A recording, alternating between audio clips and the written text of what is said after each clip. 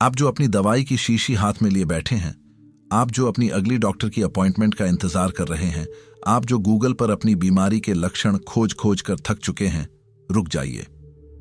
आज मैं आपसे जो कहने जा रहा हूं, हो सकता है वो आपको झकझोर कर रख दे, हो सकता है आपको गुस्सा आए, या हो सकता है आज आपको अपनी आजादी का रास्ता मिल जाए। नमस्कार दोस्तों, मैं हूं सौरभ और स्वागत है आपका बुक ट्यूबर हिंदी पर। आज का सच कड़वा है।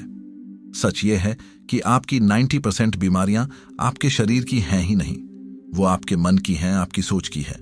और अगर ये बीमारियां, ये दर्द, ये तकलीफें आपकी सोच से बनी हैं, तो इन्हें आपकी सोच से मिटाया भी जा सकता है। आप बीमार नहीं हैं, आपका शरीर बीमार नहीं है, आपकी सोच बीमार है। आपके वो दबे हुए जज्बात बीमार हैं जिन्हें आपने सालों से बाहर नहीं निकाला। आपका वो अतीत बीमार है जिसे आप आज भी अपने कंधों पर ढो रहे हैं। और आपका शरीर, आपका बेचारा शरीर, वो तो बस उस दर्द को चीख चीख कर दुनिया को बताने की कोशिश कर रहा है। आपकी बीमारी आपके शरीर का आपके खिलाफ विद्रोह नहीं है, यह आपके शरीर का आपसे बात करने का आखिरी तरीका है। आज हम बात कर रहे हैं उस एक रहस्य की जिसे डॉक्टर जो डिस्पेंजा जैसे न्यूरोसाइंटिस्ट साबित कर रहे हैं।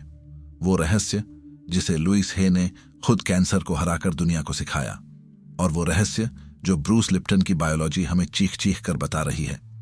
यह विषय पॉजिटिव थिंकिंग का नहीं है, यह साइकोसोमैटिक यानी मनोदैहिक सच्चाई का है। साइको यानी मन, सोमा यानी शरीर। आपका शरीर वो पर्दा है जिस पर आपका मन अपनी अनकही, अनसुनी, अधूरी भावनाओं की फिल्म चला रहा है। आपका डायबिटीज, आपका माइग्रेन, आपका आर्थराइटिस, यहां तक कि आपका कैंसर, ये सिर्फ नाम है। असली बीमारी कुछ और है। असली बीमारी है दबा हुआ गुस्सा। असली बीमारी है सालों से पाला गया अपराध बोध। असली बीमारी है वो धोखा जिसे आप आज तक माफ नहीं कर पाए। असली बीमारी है खुद से नफरत। चलिए, मैं आपको एक कहानी सुनाता हूं। यह एक सच्ची कहानी है, एक ऐसे आदमी की जिसे डॉक्टरों ने लाइलाज घोषित कर दिया था। आदमी का नाम था नॉर्मन कजिन्स। साल 1964।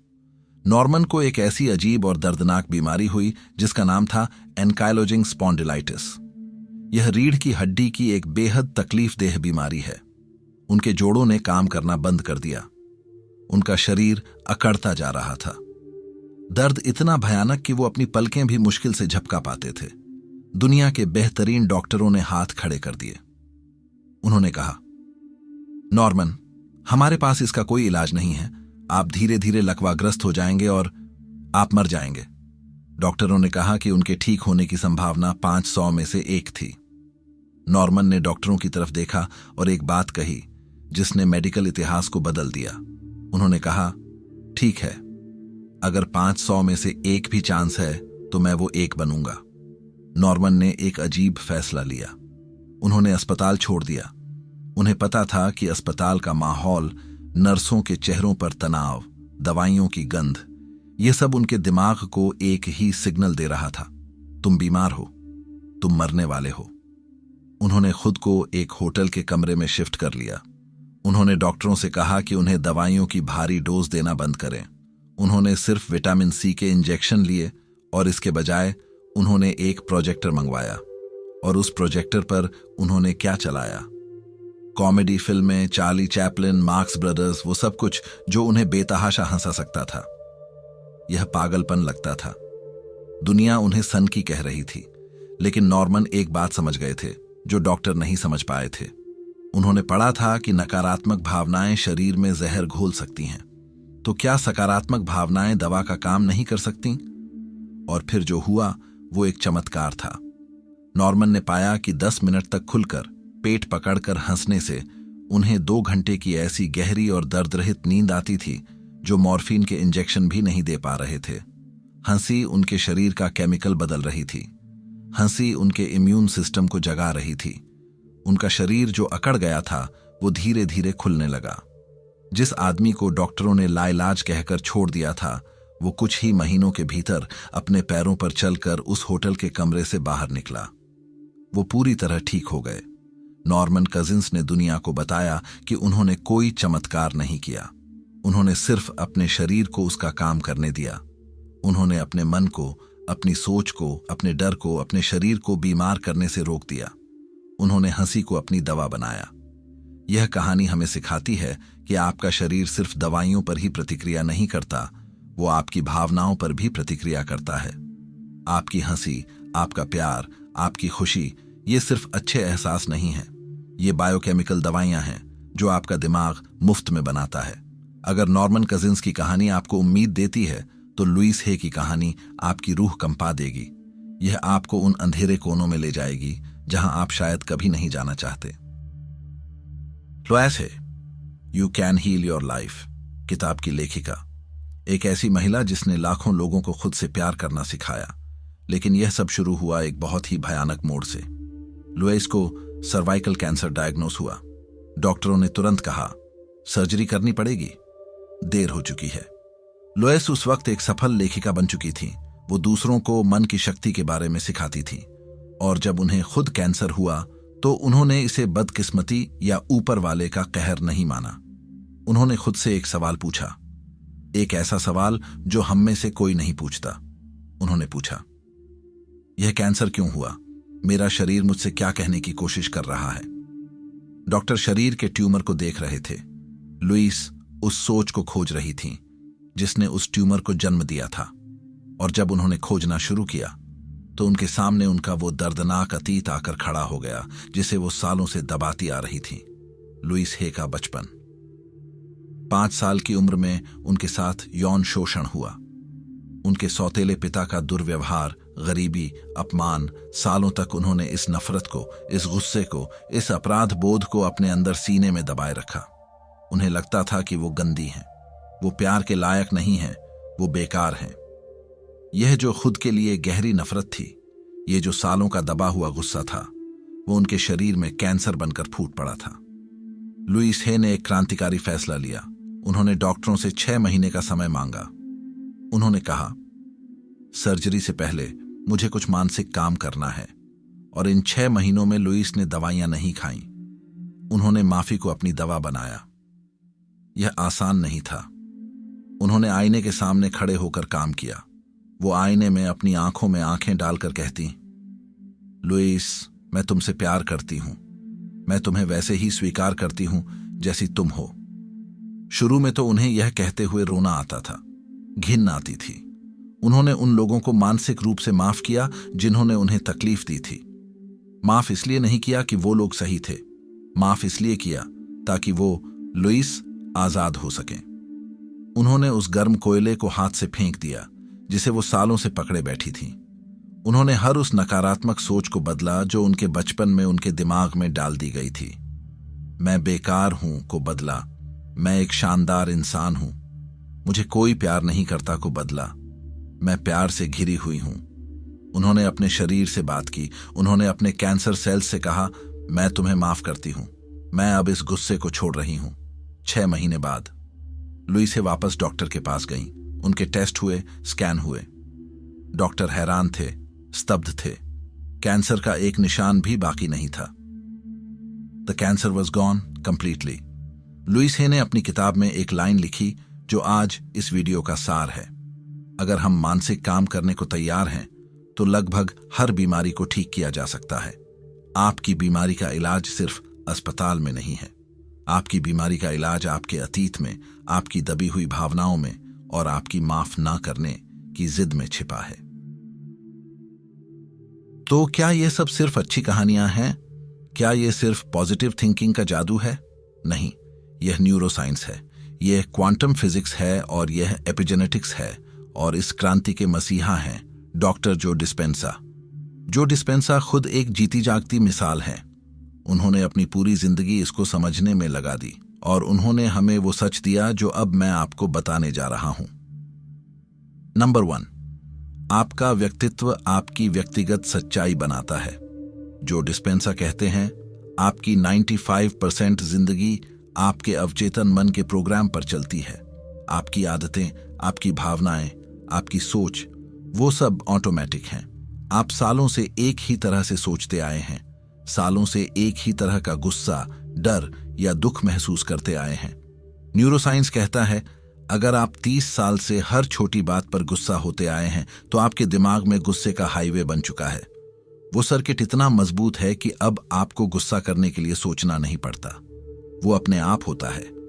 और जब आप गुस्सा, डर या तनाव महसूस करते हैं तो क्या होता है? आपका दिमाग आपके शरीर को सिग्नल भेजता है, खतरा है। शरीर तुरंत फाइट या फ्लाइट मोड में चला जाता है। वो कोर्टिसोल और एड्रेनालाइन जैसे स्ट्रेस और टेंशन के हार्मोन्स से भर जाता है। थोड़े समय के लिए यह अच्छा है, शेर से बचने के लिए यह जरूरी है। लेकिन अगर आप 24 घंटे सातों दिन अपने बॉस के बारे में सोचकर, अपने लोन के बारे में सोचकर, अपने टूटे रिश्ते के बारे में सोचकर उसी फाइट या फ्लाइट मोड में रहें, तो आपका शरीर उस जहर में नहाने लगता है। और जब शरीर लगातार स्ट्रेस में रहता है तो वो हीलिंग का काम बंद कर देता है, वो ग्रोथ का काम बंद कर देता है। उसका सारा ध्यान सिर्फ जिंदा बचने पर होता है। और तब आपका इम्यून सिस्टम कमजोर पड़ जाता है, आपका पाचन तंत्र बिगड़ जाता है और आपकी स्वस्थ कोशिकाएं टूटने लगती हैं। और एक दिन डॉक्टर इसे एक नाम दे देता है, डायबिटीज, हाइपरटेंशन, कैंसर। डॉक्टर डिस्पेंसा कहते हैं, बीमारी का मतलब है कि आप सालों से एक ही भावना, एक ही सोच में जी रहे हैं और अब आपका शरीर कह रहा है बस, अब और नहीं। तो इलाज क्या है? अपनी पर्सनालिटी को बदलना, अपने गुस्से के हाईवे को तोड़ना और शांति का नया रास्ता बनाना। और यह कैसे होगा? ध्यान से। ध्यान का मतलब सोच को रोकना नहीं है, ध्यान का मतलब है अपनी सोच को देखना। जब आप ध्यान में बैठते हैं तो आप अपने ऑटोमेटिक प्रोग्राम को रोकते हैं। आप गुस्से से हटकर गुस्से को देखने वाले बन जाते हैं। और जिस पल आप अपनी पुरानी सोच को देख लेते हैं, आप उस सोच के गुलाम नहीं रहते, आप उसे बदल सकते हैं। आप अपने दिमाग को रिवायर कर सकते हैं। आप सचमुच अपने दिमाग के सर्किट बदल सकते हैं। इसे न्यूरोप्लास्टिसिटी कहते हैं। लेकिन आप कहेंगे, मेरी बीमारी तो मेरे जीन्स में है। मुझे डायबिटीज अपने पिता से मिली है, मुझे आर्थराइटिस अपनी मां से मिला है। आज मैं आपके इस सबसे बड़े धोखे से पर्दा उठाने वाला हूं। डॉक्टर ब्रूस लिप्टन एक बायोलॉजिस्ट हैं। वो सालों तक यह मानते थे कि जीन्स ही हमारी जिंदगी के मालिक हैं, जो जीन्स में लिखा है वो होकर रहेगा। लेकिन अपने एक्सपेरिमेंट्स के दौरान उन्होंने कुछ ऐसा देखा जिसने मेडिकल साइंस की नींव हिला दी। उन्होंने पाया कि जीन्स मालिक नहीं है, जीन्स तो सिर्फ ब्लूप्रिंट है। जीन्स को ऑन या ऑफ कौन करता है? जीन्स को सिग्नल कौन देता है? माहौल। लिप्टन ने एक सेल को लिया और उसे एक पेट्री डिश में रखा। सेल स्वस्थ था। फिर उन्होंने उस डिश का माहौल बदल दिया।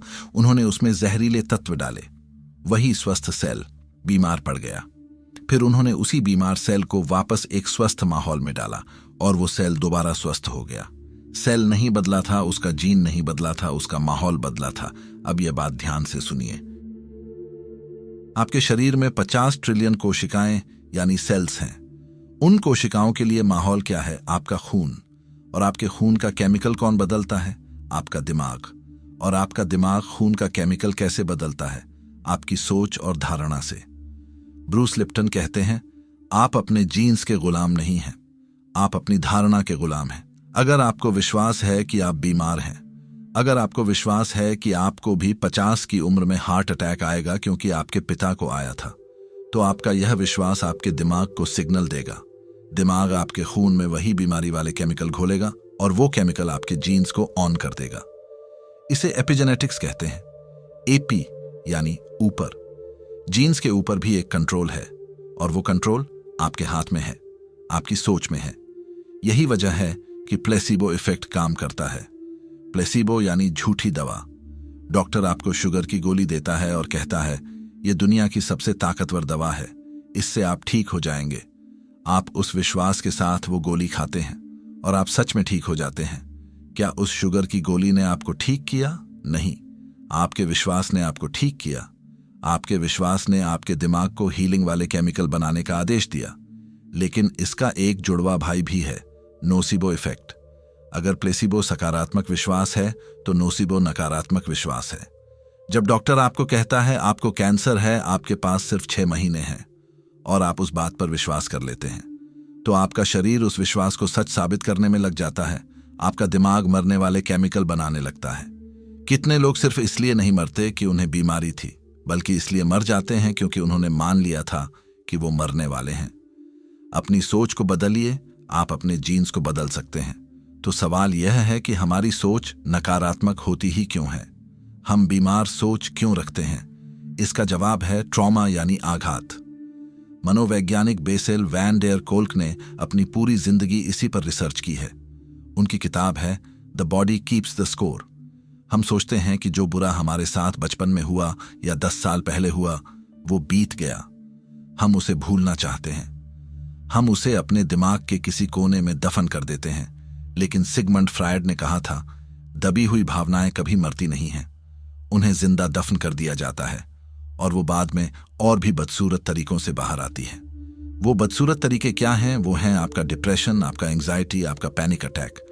और जब आप इन मानसिक लक्षणों को भी नजरअंदाज करते हैं, तब वो बीमारी बनकर आपके शरीर पर दिखते हैं। वो ट्रॉमा, वो आघात आपके दिमाग में नहीं, आपके शरीर में बस जाता है। वो आपके नर्वस सिस्टम में अटक जाता है। वो गुस्सा जिसे आप अपने बॉस पर चीखना चाहते थे लेकिन पी गए, वो आपके लिवर में जमा हो गया। वो आपका ब्लड प्रेशर बढ़ा रहा है। वो गहरा दुख किसी अपने को खोने का, जिसे आपने रोकर बाहर नहीं निकाला, वो आपके फेफड़ों में बैठ गया है, आपको अस्थमा दे रहा है। वो डर जो आपने बचपन में महसूस किया था, वो आज भी आपकी किडनी और रीढ़ की हड्डी में कंपी पैदा कर रहा है। वो नकारे जाने का एहसास, वो अपराध बोध, वो आपके शरीर को ऑटोइम्यून बीमारियां दे रहा है, जहां आपका शरीर खुद की कोशिकाओं को ही दुश्मन समझकर खाने लगता है। आपका शरीर आपका दुश्मन नहीं है, वो तो बस आपकी अधूरी कहानी बता रहा है। हर दर्द, हर बीमारी एक अनकही बात है, एक दबा हुआ जज्बात है। आपकी पीठ में जो दर्द है वो शायद जिम्मेदारियों का बोझ है। आपके घुटनों में जो दर्द है वो शायद आगे बढ़ने का डर है। आपका माइग्रेन वो परफेक्ट बनने का प्रेशर है जिसे आप और सह नहीं पा रहे। जब तक आप उस भावना को नहीं छोड़ेंगे, आप उस बीमारी को नहीं छोड़ सकते। आप कितनी भी दवाइयां खा लीजिए, आप ट्यूमर को काट कर निकाल दीजिए, अगर आपने उस सोच को, उस ट्रॉमा को नहीं निकाला, तो वो बीमारी किसी और रूप में, किसी और अंग में वापस आ जाएगी। इलाज बाहर नहीं है, इलाज भीतर है। तो अब हम क्या करें?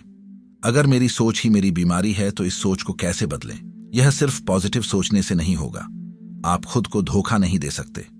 आपको काम करना होगा, मानसिक काम। यहां 5 कदम हैं। ये वो दवाई है जो आपको खुद बनानी है। नंबर 1, पहला कदम है मानना, स्वीकार करना। जब भी आप दर्द में हों, गुस्सा महसूस करें या बीमार पड़ें, तो दवा खोजने से पहले खुद से पूछें, मेरा शरीर मुझसे क्या कहने की कोशिश कर रहा है? यह दर्द किस भावना से जुड़ा है? मैंने पिछले 24 घंटों में ऐसा क्या सोचा या महसूस किया जिसने मुझे बीमार किया? जिस पल आप अपनी भावना और अपनी बीमारी के बीच के लिंक को पहचान लेंगे, 50% काम वहीं हो जाएगा। नंबर 2, रिहाई। भावनाओं को बाहर निकालें। आपने जो भावनाएं सालों से दबा रखी हैं, उन्हें बाहर निकालना होगा। अगर आपको रोना आता है तो रोइए, तकिए में मुंह छुपाकर नहीं, खुलकर रोइए। अगर आपको गुस्सा आता है तो उसे निकालिए, बिना किसी को नुकसान पहुंचाए। एक खाली कमरे में चीखिए, तकिए को पीटिए। दबी हुई एनर्जी का बाहर निकलना जरूरी है। शरीर को यह कंपन छोड़ना होगा। नंबर 3, माफी। लुईस हे का तरीका। यह सबसे मुश्किल और सबसे जरूरी कदम है। आपको माफ करना होगा। उन्हें माफ कीजिए जिन्होंने आपको दर्द दिया। इसलिए नहीं कि वो माफी के लायक हैं, इसलिए क्योंकि आप दर्द के लायक नहीं हैं। माफ ना करना उस गर्म कोयले को हाथ में पकड़े रहने जैसा है जो आप किसी और पर फेंकना चाहते हैं। जल आप खुद रहे हैं। और सबसे जरूरी, खुद को माफ कीजिए। अपनी गलतियों के लिए, अपनी बीमार सोच के लिए खुद को माफ कीजिए। Number 4, reprogramming. जो डिस्पेंसा का तरीका। अब आपको अपने दिमाग के पुराने हाईवे को तोड़ना है और नया हाईवे बनाना है। यह होगा ध्यान और विजुअलाइजेशन से। हर सुबह 15 मिनट आंखें बंद करके बैठिए। अपनी पुरानी बीमार सोच को देखिए और उसे धन्यवाद कहकर विदा कीजिए। और फिर अपने स्वस्थ रूप की कल्पना कीजिए। सिर्फ सोचिए मत, उसे महसूस कीजिए। महसूस कीजिए कि आप पूरी तरह स्वस्थ हैं, आपका शरीर हल्का है, आप खुशी से दौड़ रहे हैं। उस स्वस्थ होने की भावना को इतना मजबूत कीजिए कि आपका शरीर उसे दवा समझकर पी जाए। जो डिस्पेंसा कहते हैं, अपने शरीर को महसूस करवाइए कि वो पहले ही ठीक हो चुका है। नंबर 5, प्रेम। ब्रूस लिप्टन का तरीका। आपके शरीर की हर कोशिका आपकी बात सुन रही है। वो आपकी नफरत भी सुनती है और आपका प्यार भी। लुइस हे की तरह मिरर वर्क कीजिए। आईने में खुद को देखिए और कहिए, मैं तुमसे प्यार करता हूं। मैं तुम्हारे हर हिस्से को स्वीकार करता हूं। मैं तुम्हें ठीक होने की इजाजत देता हूं। अपने शरीर से नफरत मत कीजिए। वो आपका दुश्मन नहीं, आपका साथी है। उसे प्यार दीजिए, उसे आभार दीजिए। आभार, ग्रेटिट्यूड यानी धन्यवाद, सबसे ऊंची हीलिंग वाइब्रेशन है जो आपके खून का केमिकल 1 सेकंड में बदल सकती है। आज हमने एक लंबा सफर तय किया है। नॉर्मन कजिंस ने हमें सिखाया कि हंसी एक दवा है। लुइस हे ने हमें सिखाया कि माफी एक सर्जरी है। जो डिस्पेंसा ने हमें दिखाया कि ध्यान हमारे दिमाग को बदल सकता है। और ब्रूस लिप्टन ने साबित किया कि विश्वास हमारे जीन्स को बदल सकता है। इन सब कहानियों का सार एक ही है, the body listens to the mind. आपकी बीमारी आपका अंत नहीं है, यह आपके बदलने का बुलावा है। यह एक सिग्नल है कि जिस तरह से आप जी रहे थे, जिस तरह से आप सोच रहे थे, वो तरीका काम नहीं कर रहा। बदल जाइए। आपका शरीर आपको धोखा नहीं दे रहा है, वो आपसे बात कर रहा है। आज उसकी सुनिए। हीलिंग किसी दवा की शीशी में नहीं है। हीलिंग आपकी अपनी चेतना में है। आप अपनी बीमारी के शिकार नहीं हैं, आप अपने शरीर के मालिक हैं। मैं जानता हूं कि यह जानकारी हजारों लोगों की जिंदगी बदल सकती है। यह ज्ञान, यह विज्ञान, यह उन लोगों को आजाद कर सकता है जो सालों से दर्द में जी रहे हैं। लेकिन मैं यह भी जानता हूं कि ज्यादातर लोग इस वीडियो को बंद करेंगे और इसे सिर्फ एक अच्छा वीडियो कहकर भूल जाएंगे। वो चुनेंगे अपनी पुरानी जानी पहचानी सोच में रहना। वो चुनेंगे अपनी पुरानी जानी पहचानी बीमारी में रहना, क्योंकि बदलना मुश्किल लगता है। लेकिन अगर आप 20 मिनट से ज्यादा समय से मुझे सुन रहे हैं तो आप उन ज्यादातर लोगों में से नहीं हैं। अगर आप यहां तक पहुंचे हैं तो इसका मतलब है कि आप बदलने के लिए तैयार हैं। आप आजाद होने के लिए तैयार हैं। अपनी इस तैयारी का एक सबूत दीजिए। अभी इसी पल बुक ट्यूबर हिंदी के सब्सक्राइब बटन को दबाइए। यह सिर्फ एक लाल बटन नहीं है, यह आपके अवचेतन मन के लिए एक आदेश है। यह एक ऐलान है कि मैं बदलने के लिए तैयार हूं। मैं अपनी शक्ति वापस लेने के लिए तैयार हूं। और अपनी इस तैयारी को सील करने के लिए नीचे कमेंट कीजिए। दुनिया को दिखाने के लिए नहीं, मुझे दिखाने के लिए नहीं, अपने शरीर की 50 ट्रिलियन कोशिकाओं को दिखाने के लिए कमेंट कीजिए, मैं अपने शरीर से प्यार करता हूं, या मैं आजाद होने के लिए तैयार हूं, या आई लव माई सेल्फ। इसे लिखिए और इसे महसूस कीजिए। अपनी कोशिकाओं को यह संदेश सुनने दीजिए। और अंत में, अगर यह वीडियो देखते हुए आपके मन में किसी ऐसे इंसान का ख्याल आया है जो दर्द में है, जो तकलीफ में है, तो यह वीडियो उसे भेजकर सिर्फ शेयर मत कीजिए। उसे उम्मीद भेजिए, उसे आजादी भेजिए। बहुत बहुत धन्यवाद।